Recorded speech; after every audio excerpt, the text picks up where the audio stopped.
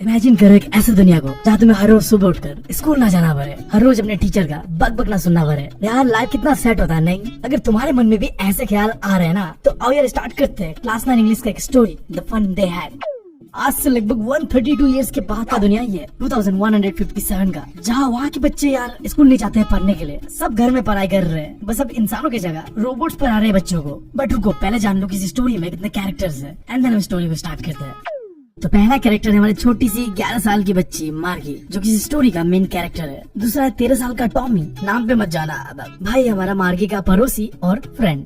But क्या जो third character है वो है मिसेस जॉन, जो कि मार्गी की मम्मी है। और फोर्थ कैरेक्टर एक मैकेनिकल टीचर, ये एक रोबोट है जिसने इंसानों को रिप्लेस कर दिया है। और फ्यूचर में इंसान पढ़ाते नहीं है, रोबोट पढ़ाते हैं। भाई साहब, मैं तो अभी बेरोजगार हूँ और फ्यूचर में तो पक्का बेरोजगार रहूंगा मतलब। खैर, आखिरी कैरेक्टर है काउंटी इंस्पेक्टर। अब ये वो बंदा है जो इन मैकेनिकल रोबोट्स को रिपेयर करता है, ठीक करता है। अब कैरेक्टर के डिटेल्स तो मैंने तुम्हें बता दिया, बट स्टोरी का ऑथर कौन है वो तुम मुझे बताओगे कमेंट्स पे। अगर नहीं बता रहे ना तो तुम्हारा क्रश देखो तुम्हें मिलेगा नहीं। तो जाओ कमेंट्स पे और अपने क्रश का नाम और ऑथर का नाम दोनों बता के आओ। हम बढ़ते हैं स्टोरी की ओर। हाँ, तो कहानी का शुरुआत होता है 17 मई 2157 को, जहाँ मार्गी रात को अपने डायरी पे कुछ लिख रही होती है। अब मार्गी को ना डायरी लिखना बहुत ज्यादा पसंद था, तो उस रात डायरी में लिखती है, today Tom find a real book. देखो यार, वो लोग इतना ज्यादा डेवलप हो चुके थे, इतना ज्यादा डेवलप हो चुके थे, ना उनके पास स्कूल था, ना उनके पास क्लासरूम था, ना उनके पास टीचर था, और ना उनके पास रियल बुक्स था। हर चीज या तो कंप्यूटराइज या डिजिटलाइज हो चुका था। इन लोगों ने जिंदगी में कभी रियल बुक देखा नहीं था। तो इस डायरी में मार्गी लिख रही होती है कि आज टॉमी को एक रियल बुक मिला,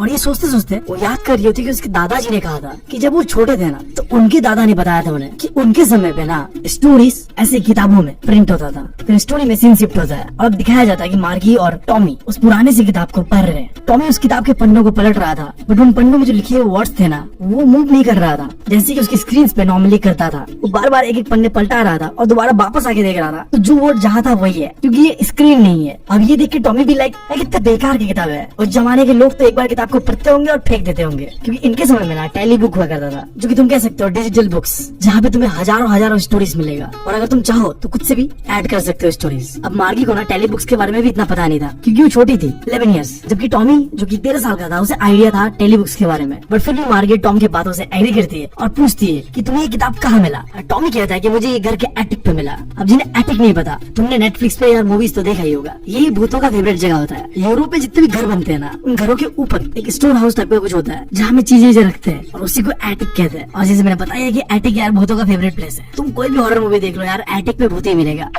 खैर, बैक टू द स्टोरी। मार्गी पूछती है ये किताब किसके बारे में है, तो टॉमी आगे से कहता है कि ये किताब स्कूल के बारे में है। तो मार्गी कहती है स्कूल के बारे में क्या ही लिखा है। अब मार्गी को ना स्कूल से नफरत था, और ये नफरत तब और ज्यादा बढ़ जाता है जब मार्गी का जो मैकेनिकल टीचर है उसे लगातार ज्योग्राफी पे टेस्ट के ऊपर टेस्ट दिए जा रहा था, क्योंकि मार्गी का मार्क्स हर एक टेस्ट पे मेरे सेल्फ रिस्पेक्ट की तरह ही रस के सामने गिर ही जा रहा था। Back to the story. तो मार्गी ना ज्योग्राफी टेस्ट देते देते परेशान हो चुकी थी, क्योंकि कुछ भी कर लो यार उसके अच्छे मार्क्स आ ही नहीं रहे थे। उसके मम्मी को उसके ऊपर बहुत दया आता है। वो सोचती है शायद इस मैकेनिकल टीचर पे कोई दिक्कत है, तो वो कॉल करती है और बुलाती है काउंटी इंस्पेक्टर को, जो कि चेक करेगा क्या इस मैकेनिकल टीचर पे कोई दिक्कत है, और अगर दिक्कत है तो उसे ठीक कर देगा। अब मैंने तुम लोग को पहले ही बताया था कि जो ये काउंटी इंस्पेक्टर है ना, ये इन रोबोट्स को ठीक करता है अगर कोई भी दिक्कत आता है तो कॉल करने की कुछ ही देर में काउंटी इंस्पेक्टर मार्गी के घर में आता है। गोलू मोलू सा छोटो मोटो सा रेड फेस वाला काउंटी इंस्पेक्टर आके बहुत प्यार से हमारे मार्गी को एक एप्पल देता है मीठा सा, एंड वो जाके रोबोट को ठीक करने लगता है। और यहाँ मार्गी बैठे बैठे मनी मन सोच रही होती है कि काश ये मोटा सा अंकल इस मैकेनिकल टीचर को ठीक ही ना कर पाए। मैं यार ये टेस्ट देते देते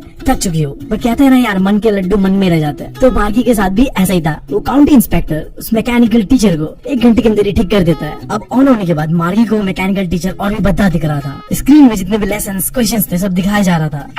फिर जैसे आजकल के कंप्यूटर्स में तुम्हें दिखते कई सारे स्लॉट्स, जहाँ पे तुम पेन ड्राइव डाल के डेटा ट्रांसफर करते हो। एग्जैक्टली इसी तरीके से जो मैकेनिकल टीचर होता है उस पे भी एक स्लॉट होता है जिसे कहते हैं होमवर्क स्लॉट, जहाँ पे मार्गी को अपना होमवर्क को सबमिट करना होता है। बट यहाँ पे देखो, उस समय में किताबें नहीं होते थे, मैंने बताया तुम्हें। तो मार्गी जो भी लिखती थी ना, वो कंप्यूटराइज लैंग्वेज पे लिखती थी, जिसे कहते हैं पंच कोड, एक कॉम्प्लेक्स कंप्यूटर लैंग्वेज जो कि उस समय के बच्चों को सीखना ही होता था, ताकि वो इस तरीके से मैकेनिकल टीचर्स के साथ पढ़ सके। अभी मार्गी को ये दिक्कत होता है कि होमवर्क मिलता है, वो मेहनत से करती है, and with in the second उसका रिजल्ट भी आ जाता है, मार्क्स भी मिल जाता है, बेचारी को 1 मिनट का सांस लेने का मौका नहीं मिलता है। और अगर इसको तुम आज के समय के साथ कंपेयर करते हो तो हमारे टीचर ये टेस्ट लेने के बाद टेस्ट कॉपीज अपने बैग में फेंक देते हैं और 2-3 हफ्ते ऐसे ही पड़े रहते हैं। वो टीचर खुद भूल जाती है कि उसने कब टेस्ट लिया था। मुझे तो शक है यार, कभी कभी तो वो अपने टेस्ट कॉपीज को गुम भी कर देते हैं और मन कर मार्क दे देते हैं। जो स्टूडेंट टीचर का फेवरेट हो उसे ज्यादा मार्क्स और जिससे पंगा चल रहा हो उसे फेल करा देगी। I don't know. अब देखो ये जो चीज था हमारे साथ, ये मार्गी के साथ नहीं था और इस चीज से मार्गी बिल्कुल खुश नहीं थी। कौन ही वाला खुश होगा यार, अभी टेस्ट दिया और अभी रिजल्ट आ गया और फिर से टेस्ट। अच्छा नहीं लगता, राइट? यार अब इसके बाद जो काउंटी इंस्पेक्टर है वो मार्गी की मम्मी से बात कर रहा होता है। वो कहता है कि इसमें आपकी बेटी की कोई गलती नहीं है, दिक्कत मैकेनिकल टीचर में ही था। उसका जो ज्योग्राफी सेक्शन था ना, वो बहुत ही एडवांस लेवल का क्वेश्चन पूछ रहा था मार्गी से। इस वजह से मार्गी का टेस्ट में अच्छा मार्क्स नहीं आ रहा था। बट अब दिक्कत की कोई बात नहीं है क्योंकि मैंने अब उसे एक 10 साल के लेवल पे सेट कर दिया है। अब मार्गी को जो भी क्वेश्चन पूछा जाएगा वो एक 10 साल के बच्चे को जितना पूछा जाना चाहिए उतना ही पूछा जाएगा। ओवरऑल मार्गी का जो मार्क्स होता है वो काफी अच्छा रहता है, वो अच्छा परफॉर्म कर रही होती है। बट ये सब चीजें सुनने के बाद भी मार्गी खुश नहीं थी क्योंकि उसके दिमाग में तो कुछ अलग ही चल रहा था। मार्गी इस उम्मीद में थी कि काउंटी इंस्पेक्टर इस मैकेनिकल टीचर को अपने साथ लेके चला जाएगा क्योंकि जब एक बार टॉमी का मैकेनिकल टीचर पे कुछ दिक्कत हो रहा था तो उसे 1 महीने के लिए लेके चला गया था। तो अब लग रहा था कि मार्गी के साथ भी ऐसा ही होगा, बट ऐसा होता नहीं है।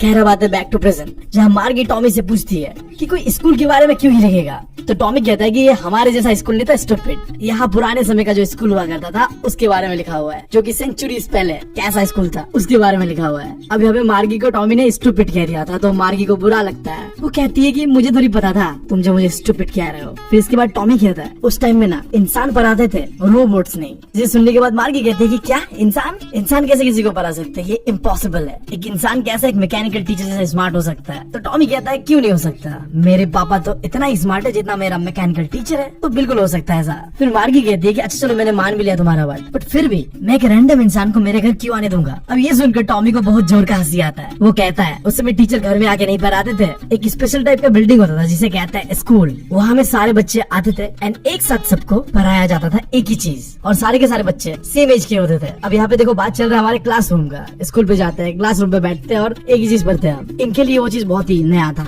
अजीब चीज था, स्पेशली मार्गी के लिए, क्योंकि आगे मार्गी कहती है कि उसकी मम्मी ने कहा था कि हर एक टीचर को ना स्टूडेंट के हिसाब से एडजस्ट करना होता है क्योंकि सबका माइंड एक जैसा नहीं होता है। देखो बात तो सही है, हर किसी को तुम एक तरीके से पढ़ा के नहीं समझा सकते। तो टॉमी यार इस बात से चिढ़ जाता है। वो कहता है कि यार तुझे अगर कहानी पसंद नहीं आ रहा है, सुनने में मजा नहीं आ रहा, तो तू जा, तू मेरा दिमाग मत खा। फिर मार्गी कहती है कि नहीं मुझे तो काफी अच्छा लग रहा है, तो मुझे और बताओ इस फनी स्कूल के बारे में। बट उसी समय मार्गी की मम्मी आ जाती है, इस पूरे सीन को इंटरप्ट करती है और कहती है मार्गी को कि हो गया स्कूल का टाइम, अब चलो बेटी। अब मार्गी को तो बिल्कुल जाने का मन हो नहीं रहा होता है, बट क्या करे यार, मम्मी के सामने किसका चलता है। तो वो टॉमी से कहता है क्या हम इस किताब को दोबारा पढ़ सकते हैं स्कूल खत्म होने के बाद? तो टॉमी कहता है कि हाँ देखते हैं, एटीट्यूड भाई साहब। और वो सीटी बजाते बजाते अपने किताब को लेके चला जाता है वहाँ से। और मार्गी भी आ जाती है अपने स्कूल पे।